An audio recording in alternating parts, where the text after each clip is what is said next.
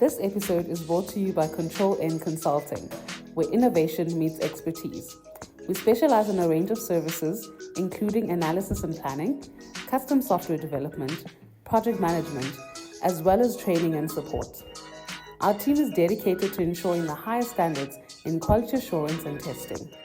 Choose Control N Consulting as your go-to partner for digital transformation and experience solutions tailored to propel your business forward.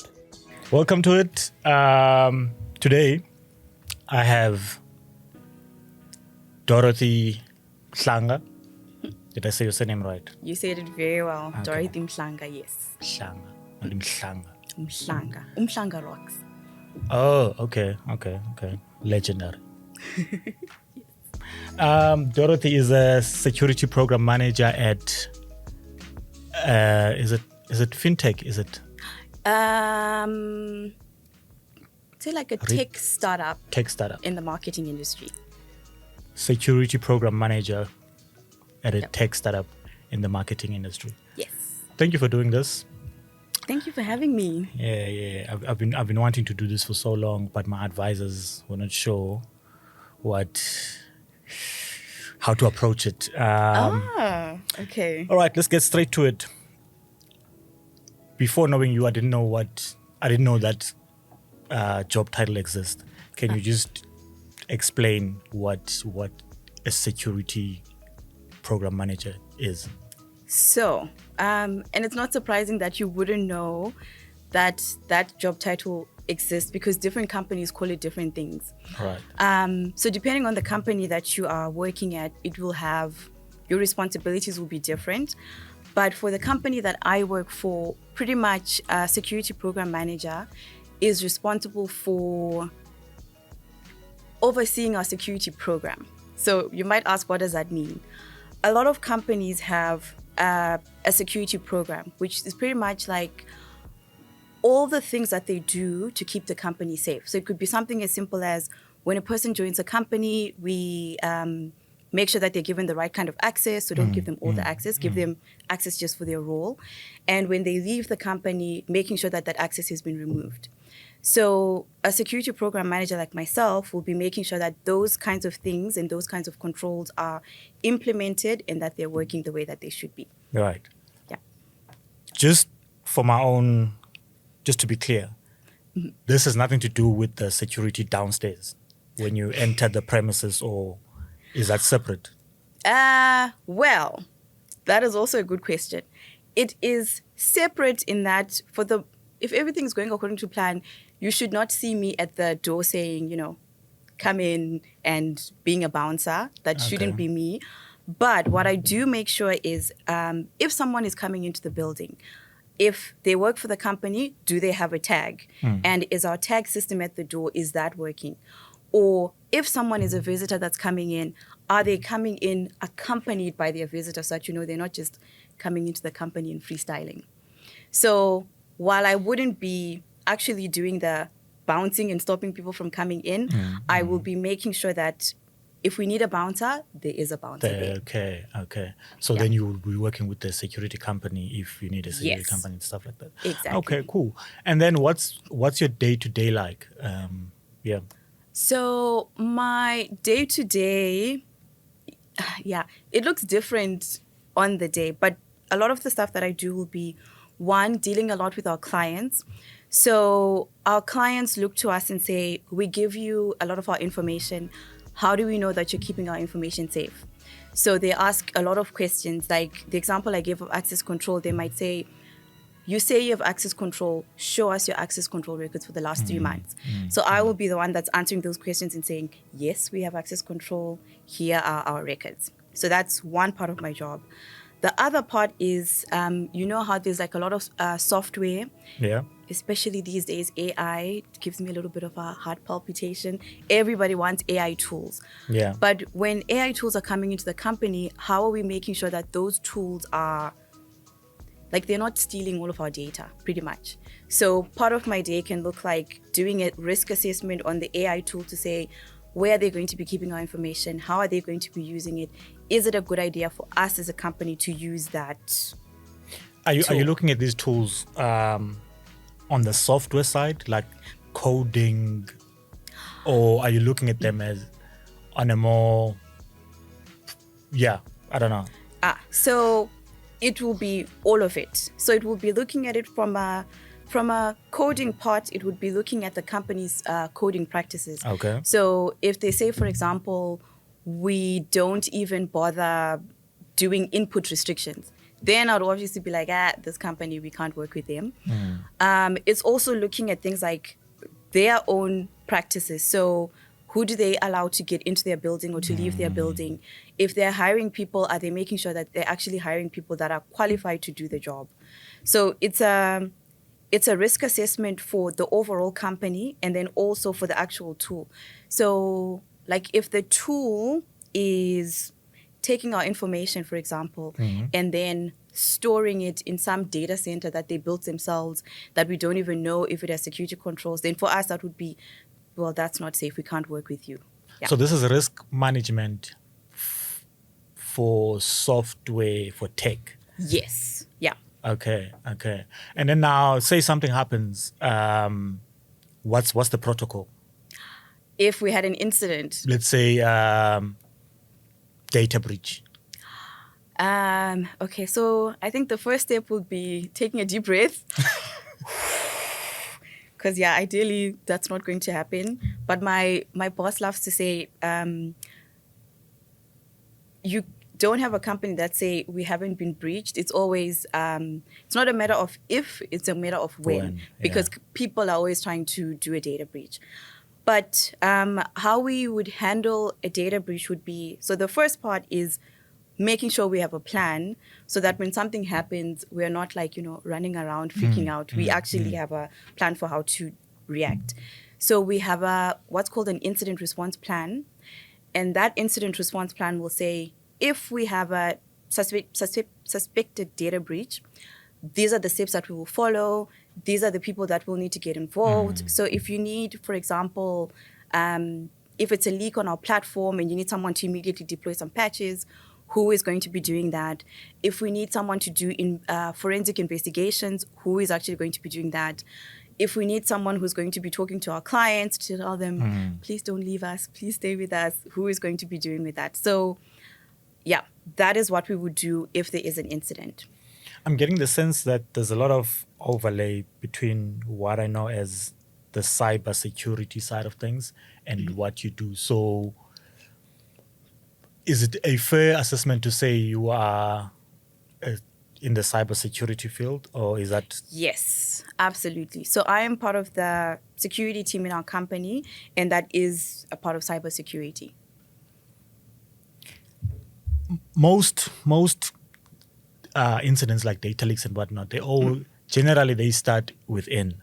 What measures are in place to make sure that the people inside the company know how to handle spam emails, stuff like that? Yeah. So that is a part of my job that I'm very passionate about, which is security training and awareness. So most data breaches actually are a result of human error, unfortunately. And why you find like a lot of hackers and a lot of attackers try and attack the human is it's much easier to attack a person than to attack a system. So for example, with the spam that you've mentioned, we find that like when we have new joiners coming into the company, especially the people that announce on LinkedIn that, hey, I've just joined this new company, they will immediately get a phishing email from our CEO, a phishing email from someone pretending to be our CEO or our head of finance, and they'll ask them something like, hey, do you have a minute? I know you're new, but could you quickly send me a 50 Rand gift voucher, and I need it right away. So why that tends to work is like if you're a new person, you are still like, oh, I'm trying to settle into the company.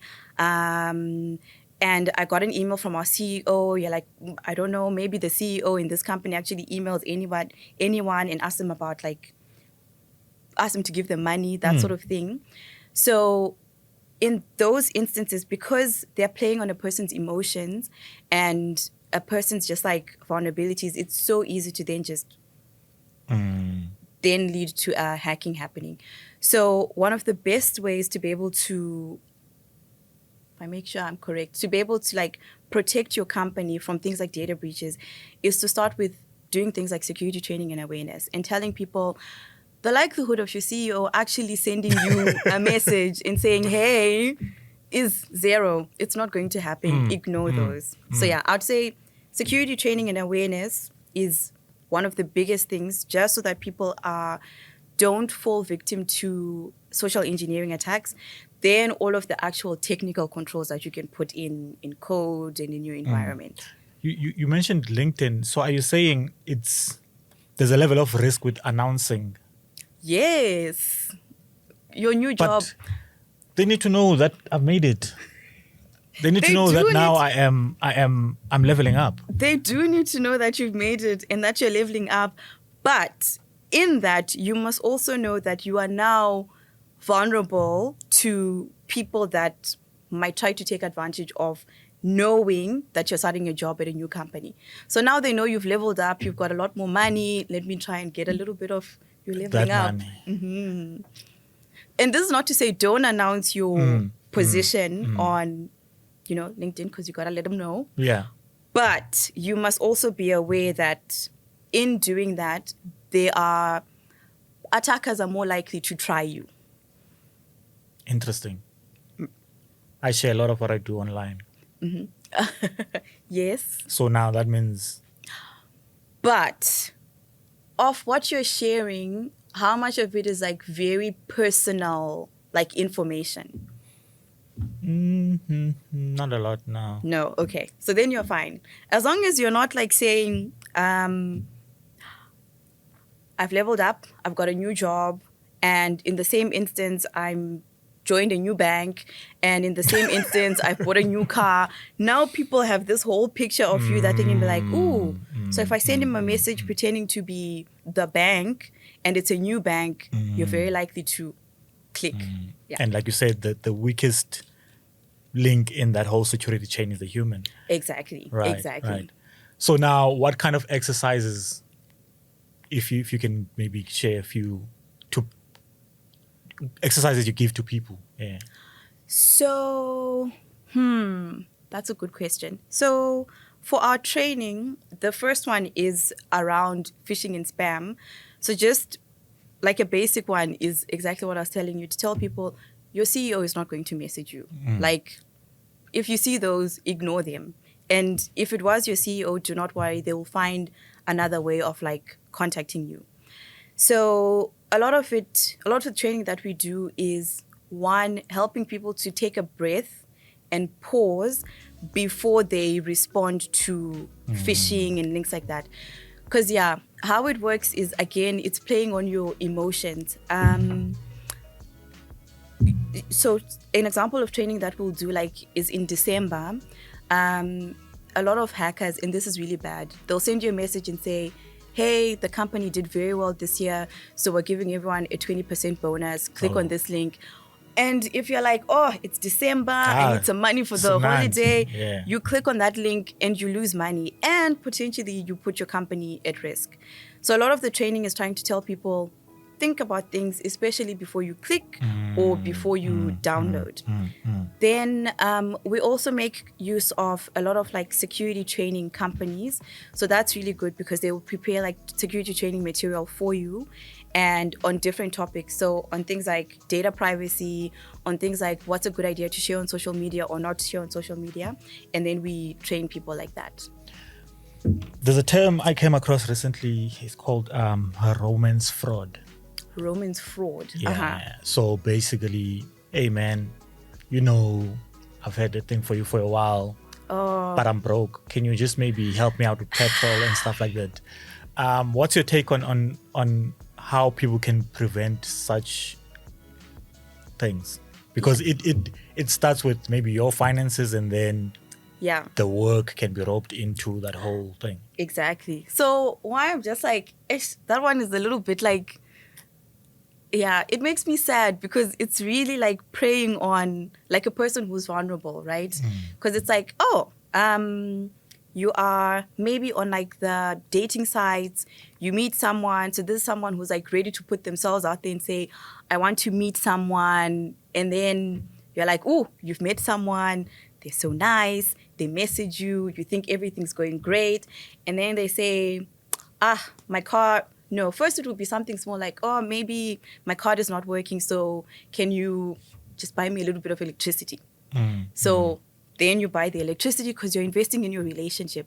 Then they'll say something like, my relative passed away and I need to travel, but I don't have money right now. It's tied up maybe in something. And then the poor person's like, again, I'm investing in my relationship. And it's a sad situation. It's a very sad situation. You have to bail them out. Exactly. And you're like, again, I'm investing in my relationship, in my future. So what I would say for situations like that, I think that's where having like a good support system is very important, and someone that like you're talking to about what's happening in your relationship, so that you might be like, oh, stars, this person's so wonderful, but your friends might be like, oh, but why is this person asking you for money? Why is it just a money relationship? And then that can stop you. But I would also say, in general, for someone you don't know or you haven't met, because a lot of these romance scams also just happen over the internet, don't send people money. And also, especially on things that are not trackable, like Western Union or things like that, that's also usually an indicator that it's like, it's a bit fishy. It's a little scammy. So now, let's just go back a bit. How did you end up in being a security program manager? What did you do in university? Maybe just a quick recap. Yeah. Okay. So in university, I studied a degree, a double major in computer science and information systems. But after I finished school, I was very interested in the information systems part of it. So actually like designing and building software. So I worked as a consultant business analyst for about 6 years, which was really great because I got to work in a lot of different companies, so see like what different environments are like. Also, like how different companies work, what they prioritize. But what was interesting was in all those companies I worked at, security was not really like a big thing, if that makes sense. So it was almost like I wouldn't know where the security department, apart from, say, some of the bigger and more established companies where if you try and visit a website, then you see, poop, it's blocked. And then you know, okay, fine, the security team is blocking that website. But after about 6 years in consulting, then I was like thinking, what's next? What would I like to do? And that's when I got an opportunity to join the company that I work for now. And yeah, it was a very big learning curve because the company now, I was moving from more designing software into a pure security role. So a very big learning curve, but yeah, it's been interesting. So did you code at any point in your career, or was it just a... No, I didn't really code. I've done like a little small like side project, but it's never been like a full-on, this is like what I'm doing for my role. Yeah. Have you ever thought of doing that, or you were just fine with the path you chose? You were like, you know what, this coding thing is overrated. No. So I have thought about it, but I much prefer like the roles that I've had. And another reason why I like them is they're more like you get to talk to people a lot more. It's also like, for me, the scope is a lot. I like learning a lot of new things. So with the roles that I've had, especially in consulting and then moving into security, it's always a lot of like learning new things, which I really, really love. Right. Yeah. Okay. So now you are put in place to make sure policies and security things are followed. Yes. Who then, do you have anyone who makes sure that you follow whatever you put in place? Yes. So I think the first person would be my boss. So I report to a head of security who oversees like our department and what we do. So he's definitely looking to see that, okay, are we like doing the things that we need to do? But And, sorry, is head of security separate from the CTO? yes. Okay. Yes. So Okay. the CTO, so like in our company, the CTO is focused primarily on like actual development. What are we building? How are we building it? The security side, it falls under our CTO, but it's separate in that our focus is just security. Okay. Yeah. Okay. I see. Yeah. All right. So then they are the people making sure that you do your job and so on. Yes, so my Okay. boss, but then we also have, so like our company, there are a number of security certifications that you can get. There's one called an ISO 27001. So what that is pretty much like a set standard that was put in to say, if you want to have a security program at your company, and if you want to make sure that you're covering all the bases for security, these are the things that you need to follow. So in order to get that certification, you need to have an outside party that comes in and says, are you actually doing the things that you say you're doing? So that's also... So then that's auditing the internal security team. Exactly. So that's Okay. auditing all the stuff that we're doing, that are we actually doing it? Are you actually doing it? Yes. And then what kind of auditing do you know? What kind of auditing? What actually Happen. takes place here? So the audits themselves are very interesting. It's like sampling audits. So an auditor will come in, and then just like we're doing now, we'll have an interview. And the auditor will work through, so like a list of controls that we have. So if we are looking at something like human resource security, the auditor will say, how many people have you hired in the last 3 months? And then we say 6 people. Then they'll say, the most recent 2 people, please show us the background checks that you did on them. Please show us that you've given them access that's appropriate to their role. And yeah, when it's good, you have all of that information. When it's not good, it's very awkward. So what are you? You just have to make a plan after that. So if things are not working the way they should, ideally you should have caught it before the auditor comes. But if you're now sitting in front of the auditor, then they will have to decide, is it a small problem? If it's a small problem, they'll say it's fine, you can fix it. If it's a very big problem, they can take away your certificate until you fix it. Then they come back and audit again, and then you can get it. Interesting. You mentioned AI earlier. How much is AI making your job? That is not gonna. Is AI making your job easier or difficult? Both. How so? So, in a personal capacity, for my own work, AI is great. Like, you can use it to automate tasks. Like, say you have a spreadsheet that you wanted to quickly like do some things.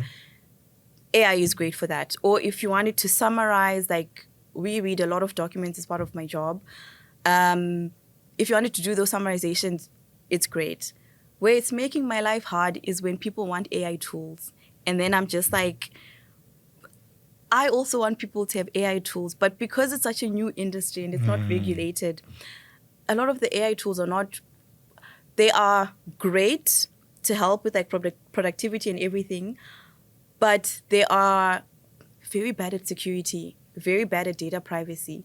So that, oh my goodness, has been making my life hard. It's not a matter of just saying it's AI, even if it's not, just the name and then add AI at the end. That will keep them happy. No? But just like, so what's interesting is like, for example, there are some tools that we use like Zoom, right? So Zoom will be like, Zoom now has an AI tool. That's an AI like meeting reporter. It's actually like really interesting. If you have a chance, you should try it out. But that's easier to approve because we know how Zoom works. We already, say, for example, have a contract with Zoom. We know that they have good security practices. I see. What becomes an issue is if me here, I build my own AI tool that's leveraging ChatGPT, and it's great, but do I know about security? No. Do I know about privacy? Not really. But someone at work wants to use that tool. And then now you have to be the bad guy to say, yeah, we need to make sure all these controls are in first before you can use it. So now, let's say you work for a company that has zero security measures in place. Yeah. You are hired to come and implement these. Yeah. Just quickly take me through what that looks like. Okay, so this would be me going to a company and they're like, we have no security. We are a clean slate. So the first thing always with security is to do a risk assessment. And why a risk assessment is there's so many security threats in the world, but depending on your company and on your business, only a subset of them would apply. So for example, if you are trying to think what's a good example. Okay, so say you are in the healthcare industry, Okay. right? And you're working with a lot of like people's personal information and sensitive personal information. There are laws around what you can do with people's personal information or how you can handle it. So the security controls that we would implement, so say if the company that hired me was in the health industry, the kinds of security controls I would implement versus if I was joining a company that does a florist, that does like florist deliveries, the kinds of security controls that we would implement there are so different from the health one. So first thing would be a risk assessment. It would be, let's understand, what does the business do? What information are they handling? Who are their most likely attackers? So are we worried more of like actual hardcore hackers? Are we worried more about people that are just like chancers and social engineering, that sort of thing? And you can assess that based on what the company does. You can assess that based on what the company does, yes. Interesting. So like if we're working with like a florist, for example, we'd look at, okay, who are their suppliers? Who are their vendors? What information are they keeping? And then we'd also look at what has actually happened in the past. So are they seeing a lot of spam emails or are they not seeing a lot of spam emails? Are they worried more about like financial fraud, that sort of thing, depending on the business? Then we'd say, okay, we understand the threats. Now let us implement the security controls. But where it gets interesting with the security controls is it's also about money, right? So how much money is available to actually implement a certain number of controls? And something, again, my boss loves to say is you, for example, don't want to protect $100 donkey with $1,000 fence. Like, yes, the security controls are great, but are they appropriate for the situation? No. Yeah. So then we'd do that. Then we'd oversee that the controls are actually implemented. Then we would test them to make sure that they're actually working. And then, yeah, we're good to go. Interesting. So there's a stat here by Accenture in 2020. It says South Africa was ranked third in the world, third in the number of cybercrime victims. And that's amounting to a loss of about 2 billion a year. Yeah. Have we improved based on your knowledge on that, or are we still, or are we getting worse actually? That's a good question. I'm actually not sure. I'd have to like check what the recent stats are saying. But what I will say is the trend is trending to getting worse. And why it's getting worse is the more everything goes online and becomes digitized. That's happening at a very fast rate. But the rate that we're actually educating people on that is very, very low. So an example would be like, like elderly people, like say parents, right? If they get a text message from their bank saying, hey, your account is about to be closed because of this error, please quickly click. A lot of the time, if they haven't been trained, they will, because they are used to trusting those systems, and the training for them to say, hey, but actually don't do that. The rate at which it's happening, it's not the same as the way the technology is going. All right, cool. So do you have any tips for the public around security, especially the lower income part of the society? Yeah. I think the tips that I would give are starting with just be careful around when you respond to things or just verifying when people are asking you for things. So, for example, I know a very popular one is the post office scam. So when someone will send you an SMS and say, hey, you have a package at the post office, but in order to get it, you need to click this link or do a little deposit. Most of those ones are scams. So I'd say verify first, either by going to the post office in person before clicking on those links. So that's one to be careful about. Yeah. Also be extra careful about SMSs from your banks. So if you're getting an SMS from your bank or an email from your bank asking you about things that you are not expecting or that you're not sure of, that is also usually a red flag. Rather, go to the bank in person or phone the bank in person to verify. And then I think a last one I'd put in would be just a quick way to check that the emails that you're getting are actually like good emails. So usually what a scammer will do, if you look at an email, you know the email name. So that will say, for example, this is an email from Dorothy. Sure. That might look correct, but if you look at the actual description of the email, it might now then say, this email is from L at 56789. Then you know that that's a scam. Even though the name says ABSA. So people don't pay attention to the people address. tend not to look at the address. So always have just a quick look at the address and then, yeah. Interesting. You know, something that, because I bank with... Yes. Am I meant to say that? Isn't that a security breach? That is a security Okay. Or you can just... So the bank I use now has this new feature where, let's say they call me, right? Yes. I can actually go on the app and the app will tell me that I'm on the line with them.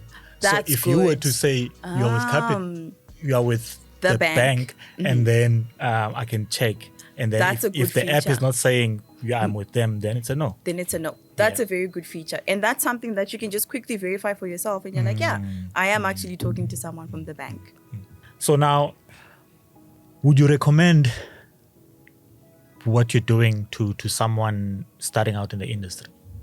Ooh, if they would want to join, Yeah. I would say yes. So I'd say yes. If you like to learn, if you are comfortable with like risk to an extent, because a lot of the work that we do is risk management. So even in the security controls that you put in place, you put in a control and then you say, okay, this control that I put in place should be managing this risk. But, so for example, for us 2 years ago, AI was not something that we were like thinking about on a day-to-day basis or worried about. But now literally it's everything that needs to be done. And with managing the risk related to AI, it's one, learning, trying to understand what AI is going to do, understanding the risks, putting in the right controls, but at the same time trying to make sure that the company can still leverage the benefits of something like AI. So I would say yes, it's a very interesting industry. And so if security program manager is not for you,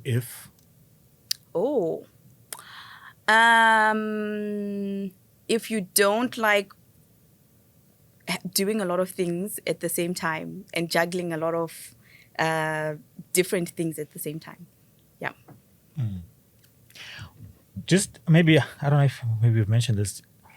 I'm still trying to figure out where your line, where your role starts and ends between you and what do you call them? DevOps, security people. Okay.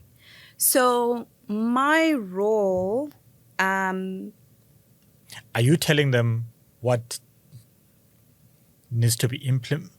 Hey, yeah. How does that work? So, yeah, okay. So it's an interesting relationship between the different teams. And maybe a good place to start is what our team looks like in security. Okay. So in our security team, we have, so my team, which is governance, risk, and compliance. And for governance, risk, and compliance, we do like the big picture of what are our security programs, what are the security controls that we need, We also manage risk. So what are the risks that we are observing across the business? And then we also do compliance. So like with our certifications that we have, are we still compliant? I see. So my role is overseeing all of that. But in all of that, we have, for example, a security engineering team. And their role is to say, for our developers, advising them on secure coding practices. If we need to implement like a code scanner to check for vulnerabilities in our code, our security engineering team would do that. But we work very closely with our security engineering team because, say, for example, for our certification, one of the requirements is we need to have a vulnerability scanner. I would then go to our security engineering team and say, do we have a vulnerability scanner? Is it working the way that it should? And then they, being the experts, would advise, this is the best one I think we can get. This is the one that it will cover. Yeah. So you are more of a policy maker and making sure that those policies are followed. Yes. And then they take over from there. And actually implement it. Yes. So that's the governance part, which starts with drafting policies, drafting procedures, and then actually making sure that those things are actually being done. How long have you been doing this now? 3 years? 5 years, 5 years. in September. What does the future look like for you? Where to from here? That's a good question. So, yeah, that's a good question. I've been a security program manager. I think this is my 2nd year. So definitely want to spend some time in this role, just expanding and extending my skills. Then afterwards, yeah, I'm not actually quite sure. Interesting. Is there anything else that I left out you think maybe it's worth noting? Okay, so this is just me saying like things that I am passionate about. Please, let's have strong passwords. Let's not 1, 2, 3, 4, 5 star. No, please no. 1, 2, 3, 4. Your 2 password. stars. Your password cannot be 1, 2, 3, 4. Your password cannot be your pet's name. Can we please just have some strong passwords? And also, if your password is ABC, don't say ABC1 for bank A, ABC2 for bank B. Please no. Please, I beg. So ABC APSA makes sense. I mean, if you want us to have a conversation about how you've lost all of your cash monies from your recent glow up that you'd have announced on LinkedIn. You know what I've noticed lately is, let's say there's a crowd here, Yes. and then someone will take out the phone and then they put their password. Yes. Like from just being next to, they don't even try to, they just punch in their code. Yes. And then the phone is open. Exactly. And then they go do their banking, they start doing the... Exactly. Yeah. And now people- imagine if someone just that phone and you know their password was 1, 2, 3. You're in. This is why I say security is just a psychological game. It's 100%. Make people feel like it's secured and then Yeah. you're good to go. And then you're good to go. Yes. Dorothy, thank you very much for doing this. Yeah. Hopefully we'll see you again soon. Oh, thank you so much. It's been a great interview. I hope it's been helpful. And that's it for the next one. Catch you next time.